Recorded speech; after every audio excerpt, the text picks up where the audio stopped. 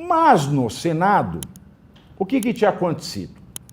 Vocês vão de lembrar que o STF ele retomou a pauta do marco temporal porque a Câmara dos Deputados ela tinha aprovado o projeto de emenda à Constituição que define a questão do marco temporal para a proteção das terras indígenas. Para quem não sabe, vamos falar, a Constituição ela fala que as terras dos indígenas são patrimônio da União em usufruto dos povos indígenas. E estas terras serão demarcadas e protegidas e dadas ao uso dos indígenas e esse é o texto que está na Constituição, que tradicionalmente ocupam. Aí veio o STF, muito rapidinho, e desfez a decisão que deu em 2019, professor. Porque em 2019, para quem é mais novo e não se lembra, teve o caso da demarcação da Raposo Serra do Sol, e o que ficou decidido ali? Ficou decidido que existia um direito, porque eles estavam ali na época, no tempo da promulgação da Constituição, para quem não sabe foi 5 de outubro de 88, mas ali deixou-se muito claro. É óbvio que a tribo que não estava ali na data da promulgação, por questões alheias à sua vontade, porque foi expulso, porque tiraram eles dali, eles não estavam ali, não porque eles queriam não estar ali, mas porque eles foram expulsos de lá, com uso de força. Então, se reconhece, não é? Essa elasticidade. Se reconhece. Agora, neste julgamento do marco temporal de hoje, o que se disse é algo diverso. Se disse que, quando a Constituição fala em terras que tradicionalmente ocupam, a Constituição não fala em terras que tradicionalmente ocupam. A Constituição fala em terras que queiram ocupar. É essa a mensagem do STF. Aí fala, não pode. Como é que, professor, o STF, que você ter notável saber jurídico, você precisa conhecer a lei. A lei no Brasil é escrita em língua portuguesa. Sendo escrita em língua portuguesa, o notável saber jurídico passa necessariamente pelo notável saber da língua portuguesa. Nem notável precisa ser o básico, correto. Você precisa ler vovô viu a uva, né? Janja viu o jato, né? Você precisa falar tudo certinho, né? Você precisa falar certinho. E aí o verbo ocupar, você conjuga, né? E o tempo presente é eu ocupo, tu ocupas, ele ocupa, nós ocupamos, vós ocupais, eles ocupam. É o tempo presente. Então, quando a Constituição fala terras que tradicionalmente ocupam, não é nem a terra que eles estão ocupando ali, porque eles podem chegar ali perto da promulgação, vamos invadir aquela área, tipo MST, falar, eles ocupam no tempo. Não, tem o tradicionalmente. Então, assim, eles ocupam ao longo do tempo. Eles ocupam num período de tempo considerável. Agora, se o Constituinte ele quisesse, porque o Constituinte não é analfabeto, pelo menos presume-se que não era, e naquela época nós tínhamos legisladores melhor do que hoje. Incomparavelmente. Eles poderiam ter usado terras que tradicionalmente ocupariam. Sim. Aí sim. Ou terras que tradicionalmente ocupam e ocupavam. Ou sim, terras que queiram ocupar. Ou seja, a língua portuguesa ela foi utilizada, fez uma opção, tempo presente. Aí vem o STF e fala não. E fala não depois que a Câmara aprovou que o entendimento é esse. As terras que tradicionalmente ocupam no tempo da promulgação da Constituição, que é 1988, e é claro que com o antecedente do STF, já ficou resguardada a hipótese de, eles não estavam lá na data da promulgação porque foram tirados à força. Então, esses casos, o judiciário ele aprecia e nada exclui a aplicação do marco temporal. Mas aí o STF mandou um recado, falou, não, vocês não vão legislar isso aí não. Aí o Senado o que fez hoje,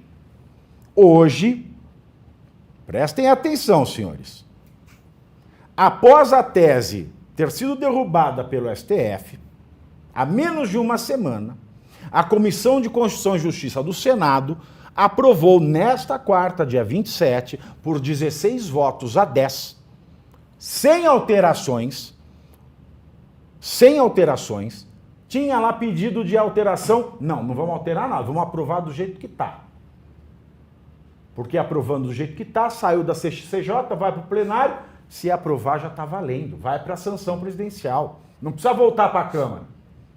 Então aprovou a CCJ hoje o projeto de lei chamado Marco Temporal para Demarcação de Terras Indígenas ipsis literis, conforme foi aprovado na Câmara dos Deputados em maio. O projeto agora vai para o plenário do Senado. Primeiro, professor Marcelo Santos, você acha que o plenário do Senado aprova esta lei?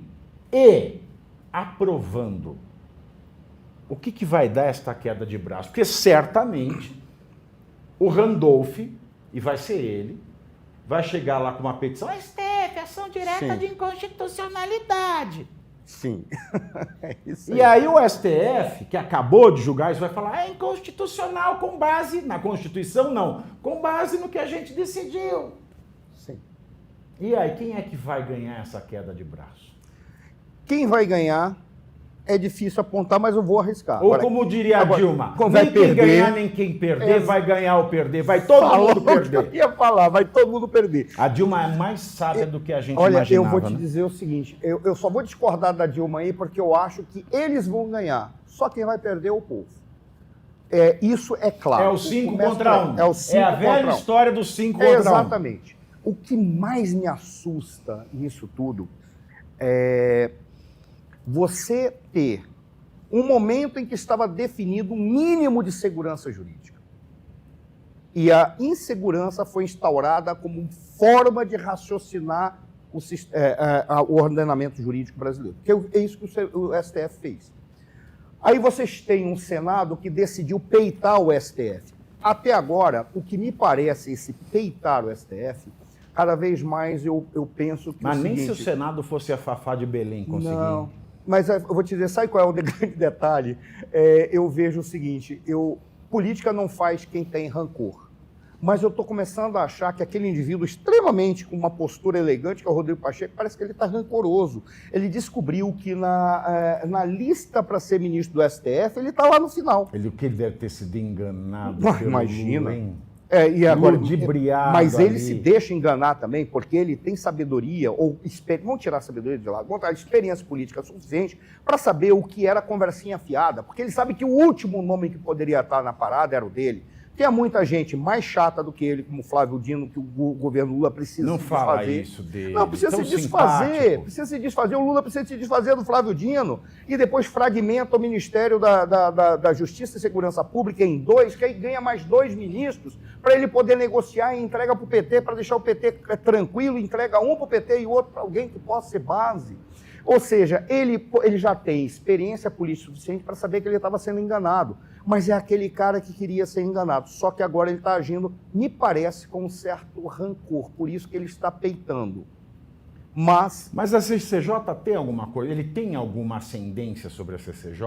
Quem é o presidente da CCJ é o Alcolumbre, que foi um acordo entre os dois para o Alcolumbre botar ali muito claro que ia apoiá-lo para ser presidente do Senado. Por quê? Porque se o Rogério Marinho fosse presidente do Senado, hoje a situação estaria completamente diferente. O que fica para nós é que, para fazer essa aprovação, a quantidade de votos eles têm, o governo tem, enquanto o Rodrigo Pacheco estiver enamorado do Executivo.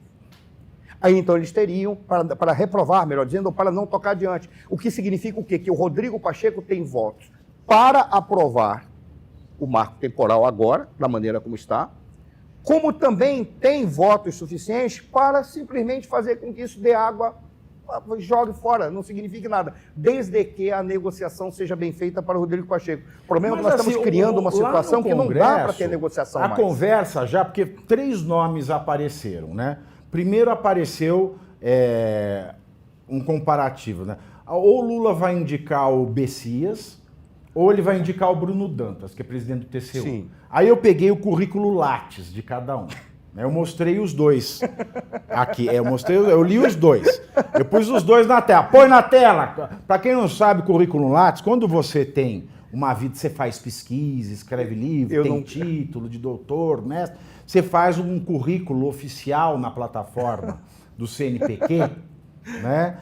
Que é a Confederação Nacional de... Ele não seria selecionado para ser teu aluno. Exato. Aí você faz lá o currículo Lattes. Com todo respeito. Aí você vê o currículo Lattes do Bruno Dantas do TCU. É brilhante. Brilhante. O cara tem contribuição a rodo para a ciência jurídica, livro, artigo, coordenação, participação em banca, titulação. É o currículo de alguém com notável saber jurídico. Perfeito. É o currículo. Aí você põe o do Messias do lado. É que nem você pegar um rolo de papel neve e botar o papel do açougueiro, aquele rosinha do lado. O rosinha é o currículo do Messias. Aquele de rodoviária. Nossa senhora, aquele que limpa e depila ao mesmo tempo. Lixa e dá polimento. É verdade. Nossa...